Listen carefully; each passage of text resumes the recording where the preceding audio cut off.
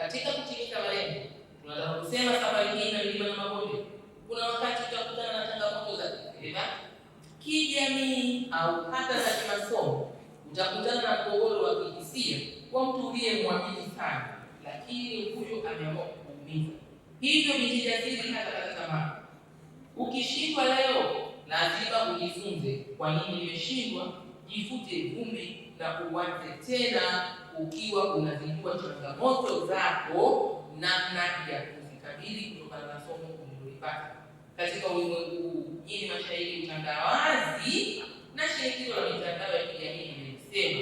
Hivyo kijasiri ni yule anayelinda utu wake, hajichafui kwa tamaa za muda mfupi, anachagua marafiki wanaomvuta juu na si wale wanaomdidimiza chini.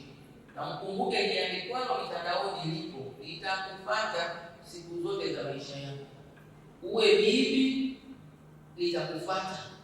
Na hao wanaokushangilia leo, watakapoona wakati wako wa kubarikiwa umefika, watatumia yale waliokuwa wanakushangilia nayo kukushusha chini. Kukushusha wapi? Chini. Uonekane kuna maana, uonekane ufai mbele za Mungu na mbele ya wanadamu.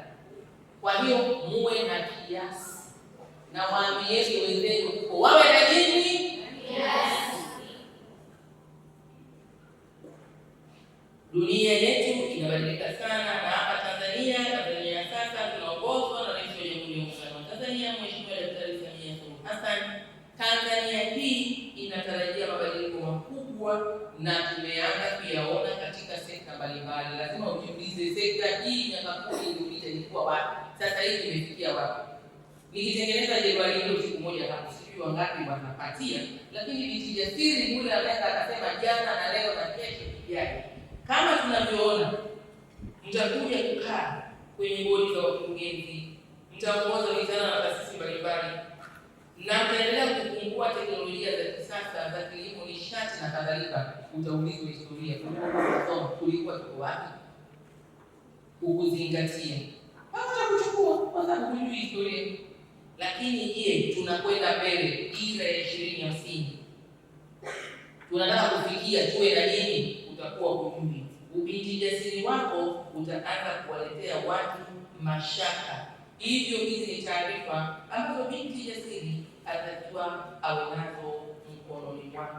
Tuepuke kuja kuwa na wasomi ambao watakuwa badala ya kuwa msaada kwa taifa, wao wenyewe ni changamoto. Si kwa sababu hakuna hatua zilizopigwa, ni kwa sababu hawaelewi tuko wapi na tunakwenda wapi. Lakini na wao wanatakiwa wafike huko, ila dira hawajaisoma, hawajafuatilia, hawajaelewa. Tuhakikishe kuwa mabinti jasiri tutakuwa ni watu wenye majibu. Kama tuna hoja, tutaisimamisha hoja ya msingi itakayoifanya serikali iboreshe mikakati yake na kukuandika wewe kwamba umesababisha mabadiliko fulani chanya.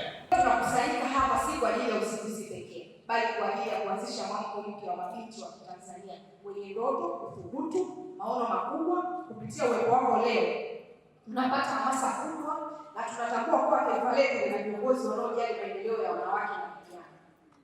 Tunakuomba mama yetu mgeni rasmi, uendelee kuwa sauti ya mabinti hawa, kuwa nguzo ya matumaini yao, na kuwa sehemu ya safari hii kuwainua wanawake wa Tanzania. Mwisho, tunawahimiza mabinti wote walioko hapa leo, wekeni malengo, pigeni hatua, timizeni malengo. Kwa pamoja tunajenga Tanzania yenye wanawake jasiri, wenye uwezo na wenye mchango mkubwa katika maendeleo ya taifa. Sisi kama Chuo Kikuu cha Dar es Salaam sasa tunawaahidi kwamba tunawaunga mkono, tunawasupport kwa namna zote tunazoweza, lakini vile vile kupitia kitengo cha ujasiriamali UPS huwa tunawalea, tunaona kwamba mawazo yao yanaenda vizuri, wanaelewa, wanapewa support zote ili waweze kufikia malengo. Mabinti zangu niwaambie, tumeanza vizuri. Mheshimiwa amembariki Joyce, lakini Joyce asingeleta hili wazo la kusimamia mpaka ikafikia hapa, asingebarikiwa leo. Nasema uongo? Mimi ni Kristo. Nakumbuka kuna mmoja katika Biblia aliulizwa na Mungu na nini, akasema na nini? Ana fimbo. Si ndio jamani? Lazima uwe na kitu ili uendelee kufanya kubarikiwa. So kwa kweli hata wale ambao hawajaanza lakini kufika kwenu hapa mtajifunza vitu ambavyo vitawavusha katika maisha yenu. Ni vizuri ukamaliza ukiwa na degree, lakini ukamaliza na kitu cha ziada ambacho kitakusaidia katika maisha yako au katika safari yako ya elimu ambayo umeianza.